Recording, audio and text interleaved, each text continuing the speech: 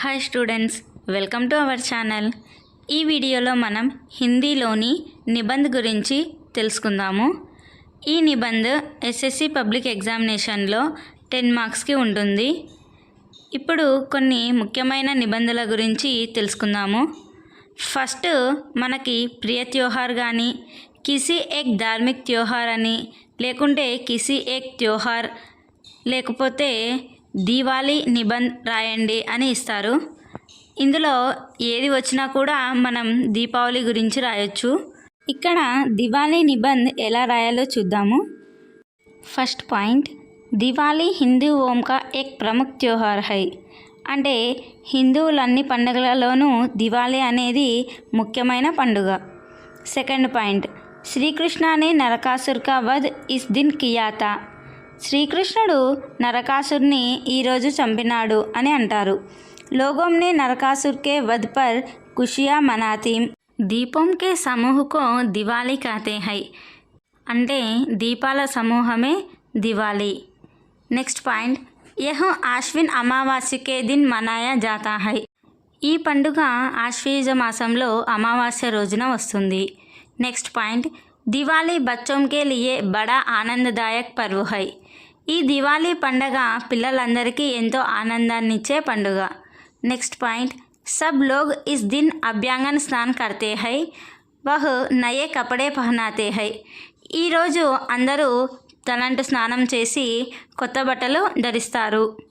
Next point, బచ్చే పటాకే పూలంజాడియం ఆది జాల్తే హై.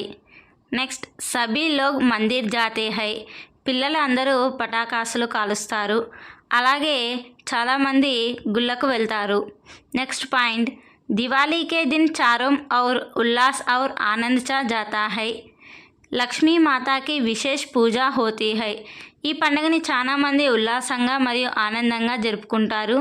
అలాగే ఈ దీపావళి రోజున లక్ష్మీ మాతాకి విశేషంగా పూజలు చేస్తారు. నెక్స్ట్ పాయింట్, दीपों के प्रकाश में अमावास्या की रात पूर्णिमा जैसी लगती है. कुछ लोगों के अनुसार दिवाली स्वच्छता का त्योहार है.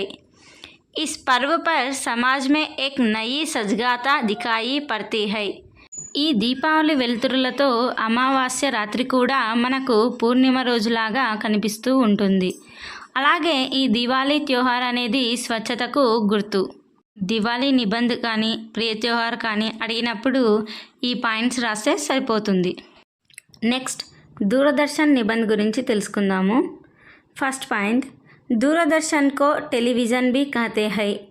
टेलीविज़न ग्रीक भाषा का शब्द है. टेली का अर्थ दूर और विजन का अर्थ है प्रतिबिंब. ఈ దూరదర్శన్ని మనం టెలివిజన్ అని కూడా పిలుస్తాము. టెలివిజన్ అనేది గ్రీకు భాషకు సంబంధించినది. ఇందులో టెలి అంటే అర్థము దూర్ అని, ఔర్ విజన్ అంటే అర్థము ప్రతిబింబ్ అని అంటారు. दूर दूर प्रांतों के दृश्य का प्रतिबिंब जिस यात्र की सहायता से हम घर बैठे ही देख सकते हैं उसे दूरदर्शन कहते हैं. ఎక్కడెక్కడ జరిగిన దూరంలో ఉన్న విశేషాలు కూడా మనము ఇంట్లోనే కూర్చొని ఈ దూరదర్శన్ ద్వారా చూడగలుగుతున్నాము. 1927 में एक अच्छा रूप मिला. नेक्स्ट पॉइंट, भारत में दूरदर्शन का आरंभ 15 सितंबर 1959 को हुआ. नेक्स्ट, दूरदर्शन से हमें देश विदेश की खबरें हम सुन और देख सकते हैं. समाज के सभी वर्गों के लिए बहुत उपयोगी हैं. समाचार, शिक्षा, विज्ञान आदि की बातें हम सुन और देख सकते हैं. नेक्स्ट, आज के विज्ञान के युग में दूरदर्शन मानव जीवन का एक वरदान है. 1927లో ఈ దూరదర్శన్ రూపొందించబడింది. అలాగే మన భారతదేశంలో ఈ దూరదర్శన్ 15 సెప్టెంబర్ 1959లో స్టార్ట్ అయ్యింది. ఈ దూరదర్శన్ నుంచి మనము దేశ విదేశాల నుంచి అక్కడ జరిగిన విశేషాలను కూడా చూడగలుగుతూ ఉన్నాము. అన్ని వర్గాల వారికి కూడా ఈ దూరదర్శన్ ఉపయోగపడుతుంది. అలాగే సమాచారం కానీ ఏదైనా శిక్షకి, విజ్ఞానానికి సంబంధించిన విశేషాలను కూడా మనము ఈ దూరదర్శన్ నుంచి వినగలుగుతున్నాము మరియు చూడగలుగుతూ ఉన్నాము. దూరదర్శన్ నిబంధకి మనం ఈ పాయింట్స్ రాస్తే సరిపోతుంది. ఈ వీడియో మీకు నచ్చినట్లయితే లైక్ చేయండి. మరిన్ని వీడియోస్ కోసం మా ఛానల్ని సబ్స్క్రైబ్ చేసుకోండి. Thanks for watching this video.